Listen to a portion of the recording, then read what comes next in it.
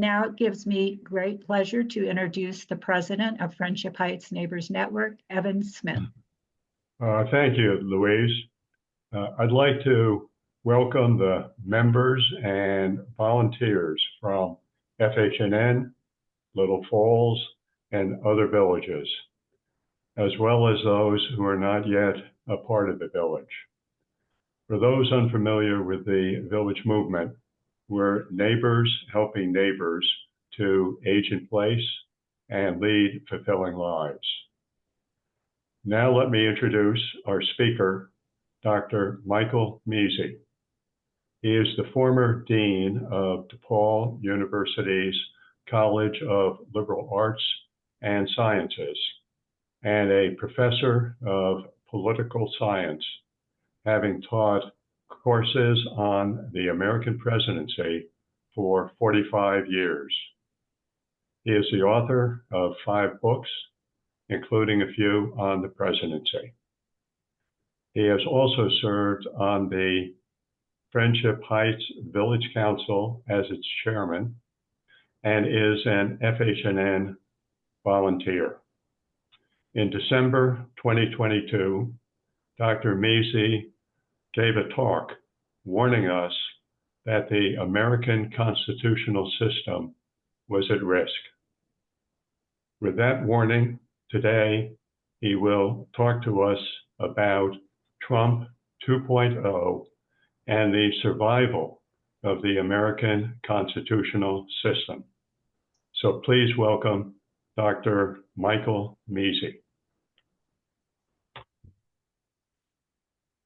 Thank you, Evan. Thank you for that generous introduction. As Evan indicated, about 2 years ago, FHNN asked me to speak on the question of whether our constitutional system was at risk. I began that talk with a quote from Ernest Hemingway's The Sun Also Rises. You may remember one character asked another how he went bankrupt. The response was gradually and then suddenly. At that time, I suggested that in terms of the possible bankruptcy of our constitutional system, we were at the gradually stage. The suddenly part now is upon us. We have seen a barrage of executive orders on everything from birthright citizenship to declaring English as the national language to declaring a national policy that there are only 2 genders. We have seen a massive assault on federal workers with thousands of people fired or put on administrative leave without any form of due process and seemingly without any consideration accorded to the consequences of these reductions in force. Other civil servants are being told to take actions that they know are illegal or at least ethically wrong and are being threatened with the loss of their jobs if they disobey. We've seen the hollowing out of federal agencies such as AID and the Department of Education, agencies established by law and that legally cannot be abolished without congressional consent. Even more frightening, police state tactics have been employed against immigrants here legally who have committed no crimes other than criticizing Israeli or American policies. We have a woman who the State Department admits has not committed any crime, snatched from the streets by masked officers, forced into a van and flown to a detention center 1,500 miles from her home. For those who've seen the video, it looks like something that could well have taken place on a street in Moscow rather than in a small town in Massachusetts. The hiring and curricular decisions of colleges and universities are being questioned, with those refusing to comply, risking the freezing of federal funds. The threat to withhold federal dollars has been the president's preferred lever to coerce compliance with various decrees concerning transgender athletes in Maine, congestion pricing in New York, and the efforts that universities have made to diversify their faculties and student bodies. We have book banning at the Naval Academy, verbal attacks on federal judges, and threats of legal action against politicians, media figures, and law firms who have criticized the president.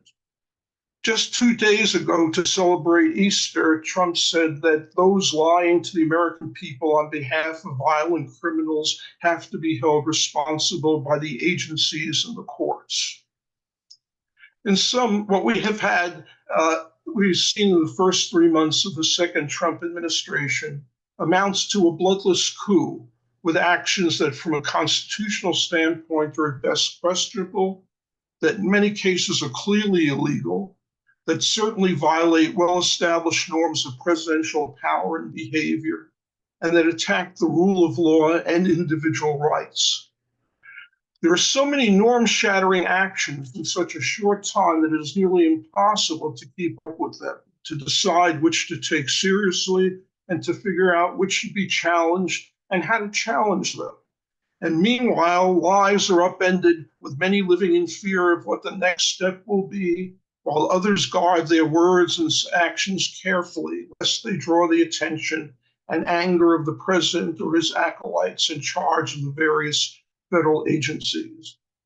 A small personal note on that last point to show the triviality of all this. Before the election, my wife Susan was asked to give a talk on her recent book on women in the law to a group of female State Department employees. The date was set for March, but 2 days after the inauguration, she received an email from the woman she was working with, regretfully canceling the talk, citing the current environment. I could spend all my time today enumerating everything that has taken place in the last 3 months, but I think this is an informed audience, and you all know most of what has occurred. What I want to talk about today is how we came to this point. Although Trump 2.0 is unique, there are several factors that have paved the way for this extraordinary exercise of presidential power. These factors include a vaguely written constitution that invites the expansion of presidential power, congressional actions over the years that enhance presidential power, congressional acquiescence to presidential encroachments on their powers, the policy-making failures of the Congress itself, the limited power of the judicial branch, and rising popular disenchantment with democratic politics. Although the men who wrote the Constitution worried about the possible abuse of presidential power, they worried more about a weak government unable to act when necessary. Alexander Hamilton said that an energetic executive was a requirement of good government. Thus, the founders vested executive power with the president without defining that power beyond the phrase that he should take care that the laws be faithfully executed.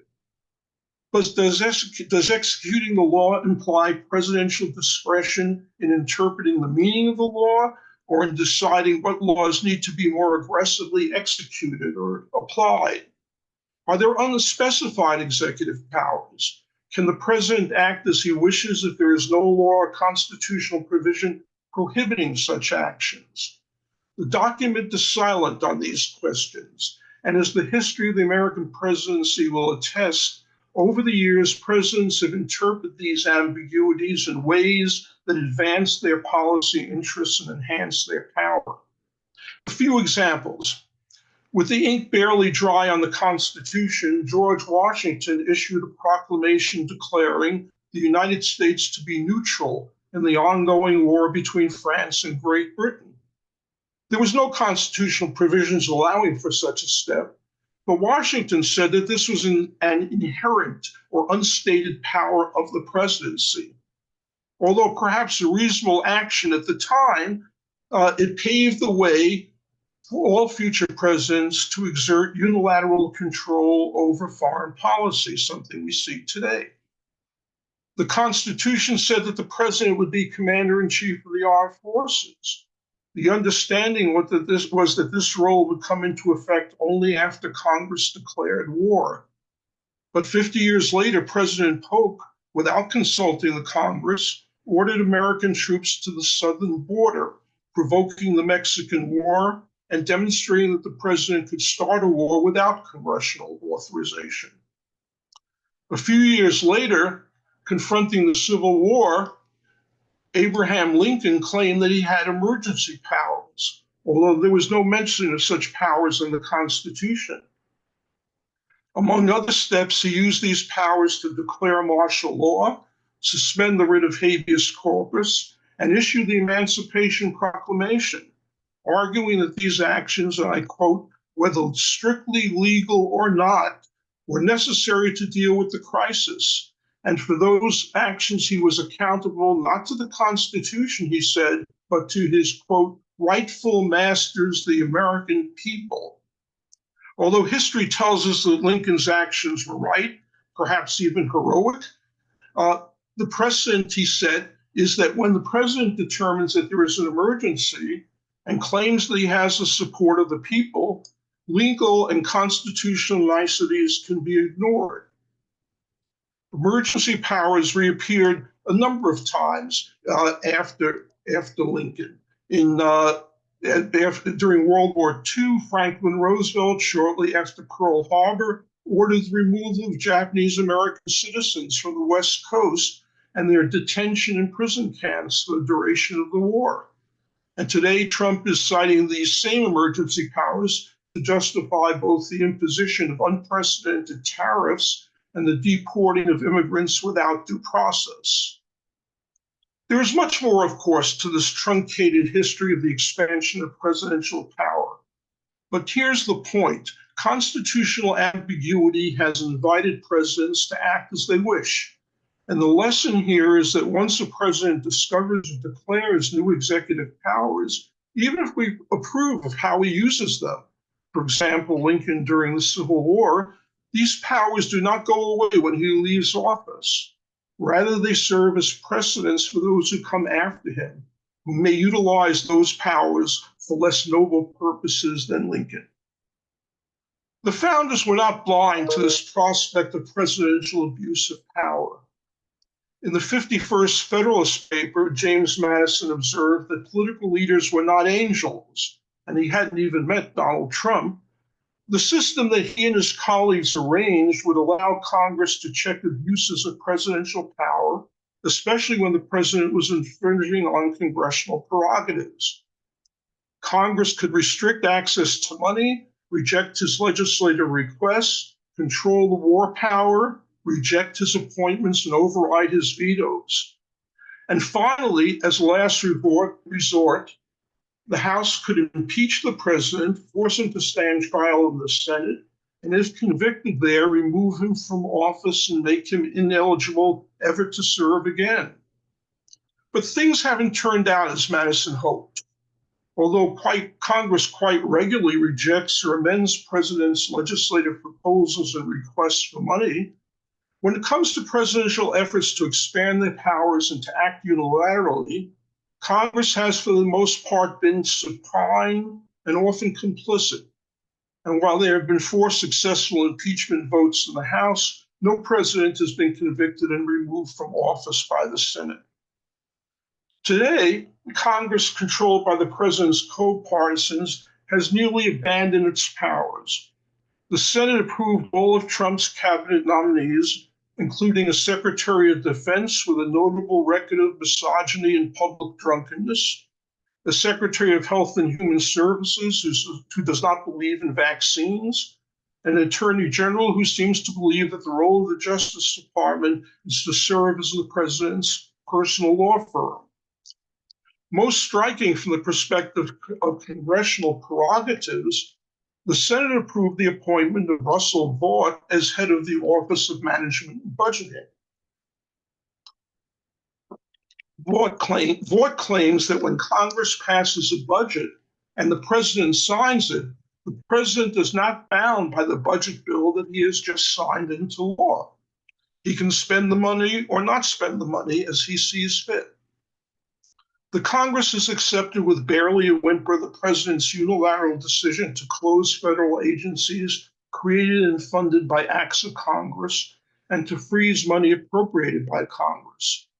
The Speaker of the House, the only congressional official mentioned in the Constitution and second in line of succession to the presidency, should be a fierce defender of congressional prerogatives.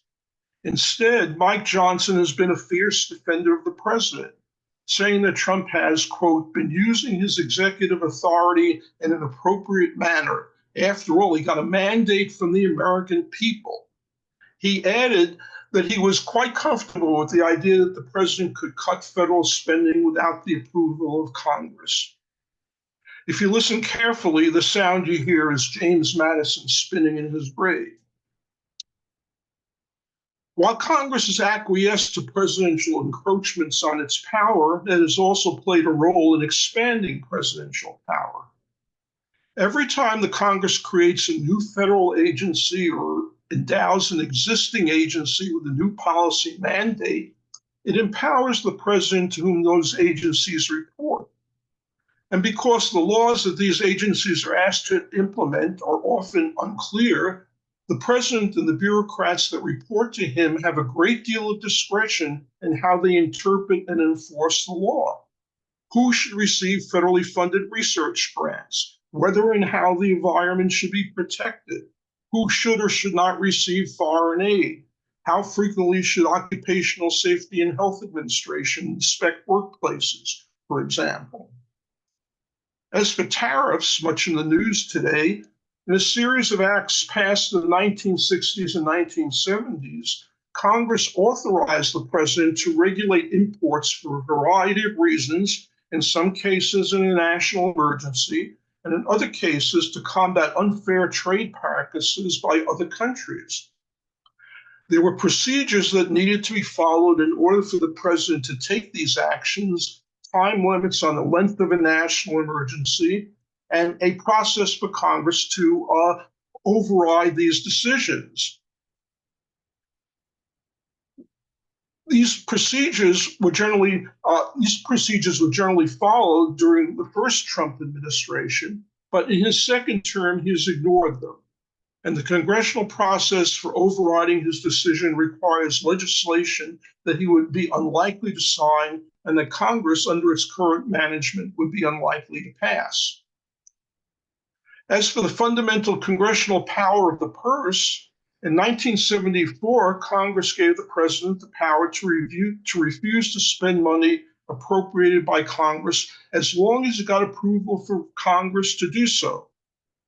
The Impoundment Control Act required the president to report to Congress when he temporarily delays spending or when he wished to permanently cancel spending. Congress can override spending deferrals, and as for cancellation, the president must propose such actions to Congress for approval and can freeze the spending for 45 days while Congress decides. Unless Congress approves, the money must be released for spending.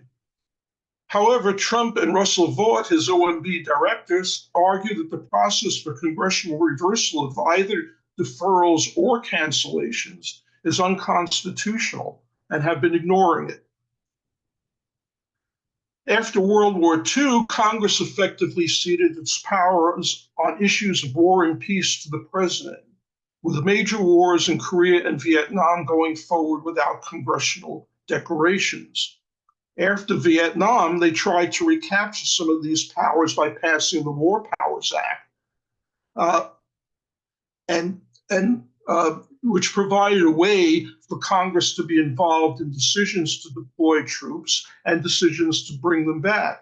But presidents of both parties have ignored this act with no consequences, as our recent wars in Iraq and Afghanistan demonstrate.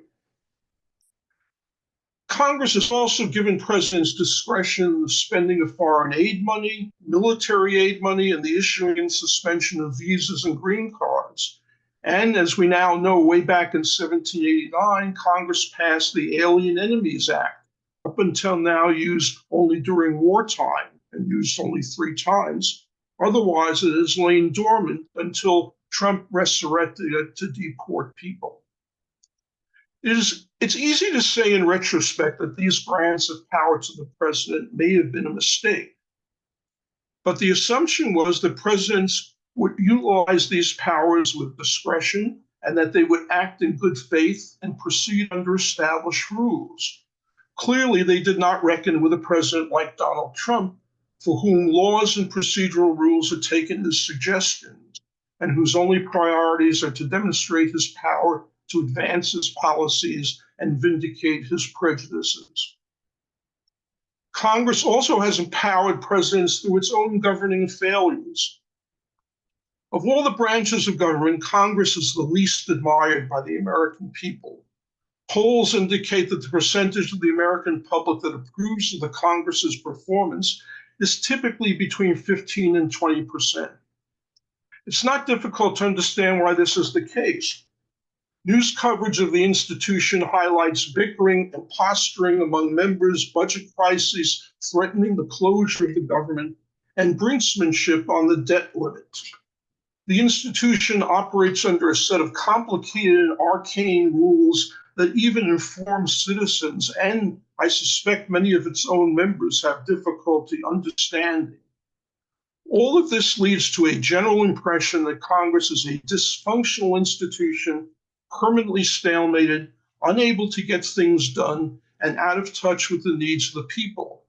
No wonder there's no public outcry when President Trump ignores congressional prerogatives, no popular movement to defend the role of the People's House against someone who claims to be the people's president. So far, the judiciary has been the institution that has put up most resistance to Trump's decrees, mostly in the form of orders from district court judges temporarily stopping certain actions. But there are limits to what the court can do. Alexander Hamilton famously termed the courts the weakest branch of government because it had no control over money or the military. The Supreme Court, aware of its limitations, has been reluctant to go against the president because of the possibility that a president might ignore their decisions. And over the years, they've tended to defer to presidential assertions of power. Last year, the court, in a breathtaking decision, declared that the president was in effect above the law, immune from prosecution for any acts that he carried out in his official capacity. And over the last few years, the court appears more receptive to arguments that the president is in complete control of the executive branch, calling into question the independent status of agencies such as the NLRB, the National Labor Relations Board, the Federal Trade Commission, and possibly even the Federal Reserve. Most significantly, the courts are ill-equipped to deal with the tsunami of cases that have been filed. In some countries, a high court can, in an expeditious manner, declare the acts of an executive unconstitutional. In our system, someone must have standing to sue, and these suits start at lower courts and work their way up to higher courts. The wheels of justice grind slowly. Major cases on presidential power take a long while to decide, and meanwhile, irreparable damage may be done to those who are affected. Trump knows this. He's been in court countless times as a president, a plaintiff, and a defendant, and knows the art of delay and attack as well as he knows the art of the deal. On the streets of New York, where Trump and I both were raised, although him in quite different circumstances than me, if someone didn't like what you did, your go-to response was, "So sue me." And this is what Trump dares his opponents to do. And this time, he doesn't have to hire lawyers. He has the full resources of the federal government, especially the Department of Justice, at his beck and call. Now, past presidents always have complied with court decisions, sometimes reluctantly, and Trump has said that he will too. But of course, he says a lot of things. And if he does defy the courts, as he seems to be doing in the case of the person wrongly deported to El Salvador, what would be the consequences? Can he do that? As is the case with so much of what he has done, the answer is, who's going to stop them? The Constitution is not a self-executing document. It requires people to stand up for it. In 1989, the State Department asked me to travel to Sarajevo, where the political leaders of Bosnia-Herzegovina were trying to design a new constitution for their multi-ethnic society. In my discussions with these leaders, I told them that a constitution was simply a piece of paper, and that such pieces of paper were not strong enough on their own to hold a society together. What was required in addition was a commitment to live and work under the rules embodied in the document. The Civil War that began there a year after my talk demonstrated, although they had a document, they did not have the necessary commitment. So what does this have to do with us? Our founders, not by accident, required our political leaders to take an oath to preserve, protect, and defend the Constitution. At the end of the naturalization process, immigrants who are about to become citizens take an oath to support and defend the Constitution. School children are taught from an early age that we live under a Constitution, and while their knowledge of what's in the document is probably a bit sketchy, still they learn that the Constitution is important. Donald Trump and his employees, or his appointees' employees, seem to view their oath as a formality rather than a serious, even sacred obligation. The founders placed a heavy reliance on the legislature to defend the Constitution against a president who would undermine or ignore it. Sadly, Republican members of Congress seem to have decided that their policy goals and political interests take precedence over their oath of office and the trust that the founders placed in them. For average citizens, supporting the Constitution and the rule of law has always been more theoretical than real. Ask Americans if they support free speech, and the answer will be yes. But then ask them whether people should be free to say obnoxious or hateful things in public spaces, and the answer is not as positive. Ask Americans if people should be entitled to legal due process before the government takes action against them, and most will say yes. But ask them if those in the United States who are undocumented or even immigrants who are here legally can be deported without due process because of what they have said or written. The answer is not as positive. The overwhelming majority of Americans embrace democracy in theory. One recent survey shows that 80% rate the importance of living in a democracy as 8 or higher on a 10-point scale. Slightly over 3/4 say democracy is preferable to any other kind of government. That's the good news. The bad news is that only 1/3 of our fellow citizens say that they are satisfied with the way democracy is working in this country, a figure that has been in steady decline over the last 3 decades. About 1/4 of the respondents in one recent survey say that a strong leader who doesn't have to bother with Congress and elections would be a good way to govern a country. For Trump supporters, the figure is closer to 50%. 13% of Americans say that it would be a good thing for American military leaders to suspend elections, close down the legislature, and temporarily take charge of the government in order to address extreme corruption. Another 18% say it might be a good thing for the military to take such action.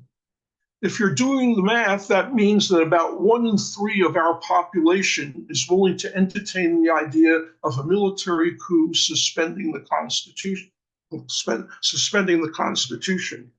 Excuse me.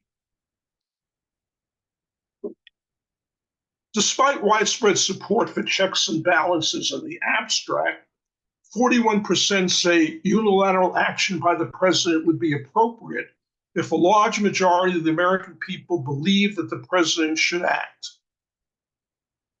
Obviously, in nearly all these instances, supporters of anti-democratic actions are in the minority.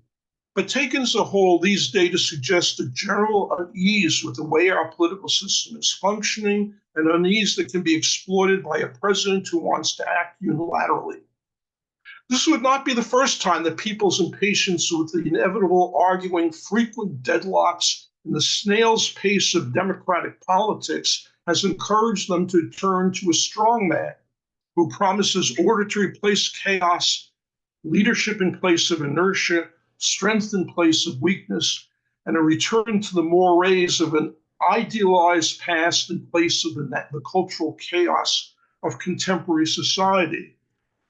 Folks, you know, we've seen this movie before in Germany and Italy in the 1930s, and today in countries such as India, Turkey, and Hungary, and in several European countries where authoritarian candidates and parties have been gaining support. Trump, simply by acting or appearing to act, garners support from citizens, garners support even if his actions exceed his authority. Though most citizens do not fully understand the scope or implications of Trump's executive orders, his tariff wars, and his slash and burn approach to the bureaucracy, the early response from many has been along the lines of, at least he's doing something. And his carefully chosen targets are ones that do not evoke a great deal of sympathy from voters, particularly people in his base. Government waste, faceless bureaucrats and their red tape, aid sent to foreign countries in general, immigrants, especially non-white immigrants, transgender kids, big law firms, and expensive and well-endowed universities with their mouthy students and know-it-all faculty. I thought about trying to end this talk on a hopeful note. I could talk about a possible blue wave in 2026, the need to work with and support resistance groups, and the resilience that the American political system has shown in the face of so many past challenges. But I have to tell you, frankly, my heart isn't in it. Government agencies and their programs, painstakingly constructed over decades, once torn down, will not be easily rebuilt by a new administration. Once the norms that have restrained previous presidents are ignored with no consequences, future presidents may not be as quick to obey them. When a president lies repeatedly with no adverse consequences, we have moved to a post-truth society in which all facts, political, scientific, environmental, historic, or economic, can be denied or disputed. When racist, misogynistic, and transphobic actions and statements are normalized by the president and his appointees, it will be difficult for any new administration to fully restore the principles of equal rights, pluralism, and mutual respect. When it becomes acceptable to use the power and resources of the federal government to extort compliance from one's opponents, we move closer to a police state. And once we accept the notion that an election victory, no matter how narrow, comes with a mandate that allows the president to ignore the rule of law and stretch his power to an unprecedented extent, the fabric of our political culture and constitutional order will be permanently altered. We'll have moved from a constitutional presidency, one supposedly limited by written words, what might be called a plebiscitary president. By that I mean one in which a president's claim of popular support will justify ignoring the Constitution and the rule of law. I end with Alexander Hamilton's prescient warning in the first Federalist paper about men like Donald Trump. Hamilton wrote, "Of those men who have overturned the liberties of republics, the greatest number have begun their career by paying an obsequious court to the people, commencing demagogues and ending tyrants." Thank you for your attention. Thank you, Dr. Mezey. I'm now going to stop the recording. Okay.